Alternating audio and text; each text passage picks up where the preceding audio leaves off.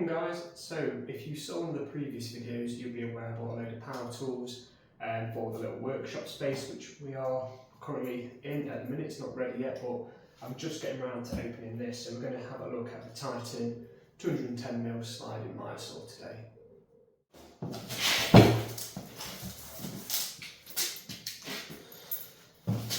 Right, top of the box then. Manual, always keep these, it's always good to go over, make sure everything's always set up properly. And we've got a few other parts which we're going to have a look at. We've got some sort of clamp piece here, an extraction bag.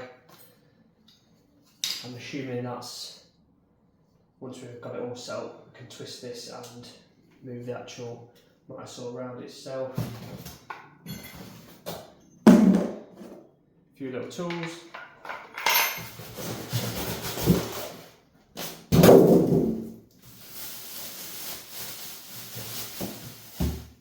Then the saw itself, which actually looks like it's fully assembled, so we'll get that out and have a look.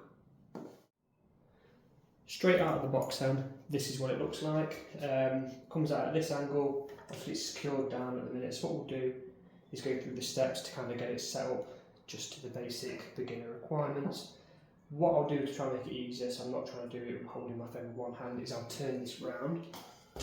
So to get it out of the locked position, let me just check that we can see. Yep, we've got this little knob here. And what we want to do is push down on your operating handle, like so, and then pull this out. Don't twist it, just give it a pull. It will be a bit more stiff than that usually. And then that's released the blade, as you can see. Then actually, as you can see now, it gets stuck. So we've got this little flappy part here. Push that with your thumb, and that basically stops it catching on the guard, and then it'll go down into your workpiece.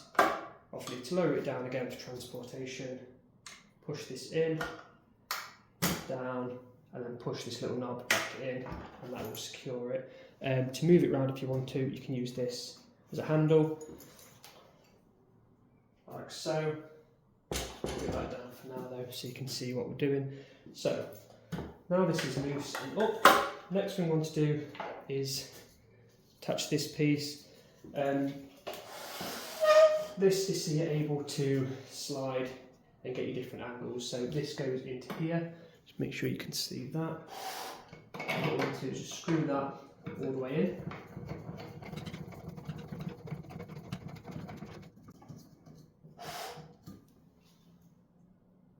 So that's in as far as possible now. Give it a twist to tighten it, and then we've got this little lever underneath, just make sure you can see, which is there. So if we pull that and twist at the minute, nothing will happen because we've tightened this. So go anti-clockwise again to loosen it, and then we'll lift this up here, and then we can rotate round to the angle that we want. If we put it to 0, so you've got your 90-degree cut there, as you can see, and these are already pre-marked, so I'll try and zoom in so you can see a little bit here.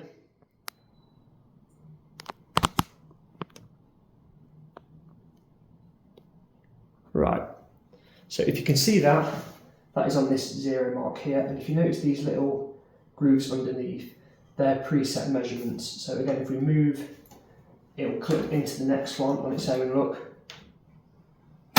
You heard that, so that's at 15, again at 30, and again at 45. But if you want a different angle, so back at 0 at the minute, we've got a 22.5 here, but that doesn't clip in on its own, so you'd move it around to 22.5, line it up with your little yellow marker, as you can see there, just here, and then we tighten this back up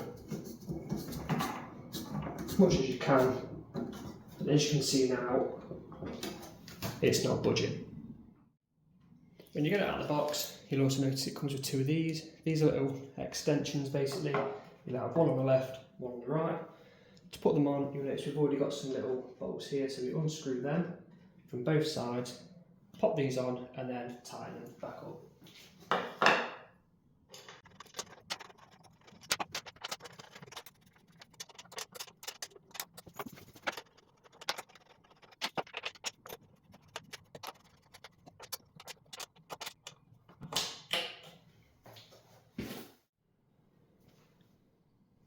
Last thing you want to get attached then before you start is this little bag. It was unzipped when it came, so just make sure it's zipped up at the bottom. And then we've got these two little clips here. You pinch them together, and we're just going to go over the top of this part. Just pull it back, and then, as you heard, it's now clipped into place, and it's pretty secure, and that should do the job for now. As you notice, a lot of the stuff I've got is Titan, just to be on a budget, and as you can probably be no surprise to you, I've also just picked up a Titan hoover, which I think can actually connect onto these sorts of things. If you want to see that, pop it in the comments and we can give that a go as well to test it out. The last accessory it comes with is the clamp to hold your workpiece down. When it comes, this little knob here will be tightened. So that's just to adjust the height. So if we loosen that a minute, hopefully you can see that then slides up and down. And what you want to do, just doing this as an example for now, there's a little hole here, you can't really see it very well, just where my finger is, and that will just sit in there, and the idea is your workpiece will slide in here, and then you can use this to clamp it down. All I will say is probably put a bit of scrap on top of your workpiece just so you don't get a little indentation on it.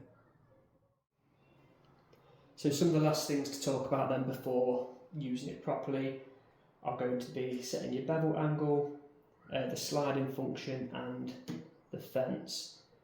So the sliding function, obviously at the minute you can see it's quite far forward, and we've got these arms here, and at the minute it doesn't budge. So this knob here, just want to give that a little twist to loosen it, and then as you can see it now slides easily backwards and forwards. If you are going to have it locked in position, obviously when you're using it that's fine, but you'd want it locked backwards if you don't need it to slide forward at all. So you can lock that there, so and then it won't come forward anymore. The idea though is when it slides, it's just so you can push it down, cut your piece and slide forward or back if you need to, if it's a bit wider. Right, now it's time for the bevel angle and the fence. These kind of come into play together.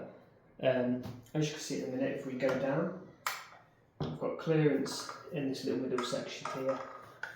We're not plugged in, so don't worry about me putting my hands underneath. And like I said, we'll get through the fence. But I'll show you the bevel properly in a minute. If we loosen this and put it at an angle of 45 degrees, if we try and go down now, we hit the fence. Probably can't see it very well. You can see that. And if you're not aware and you do that and you're not expecting it, you're in for quite a shock. So pop that back up. So what we've got here is another little knob. If we loosen that, we can slide the fence back out of the way. Tighten that up. And now when we drop it,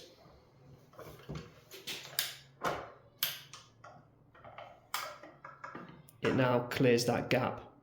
It won't get caught.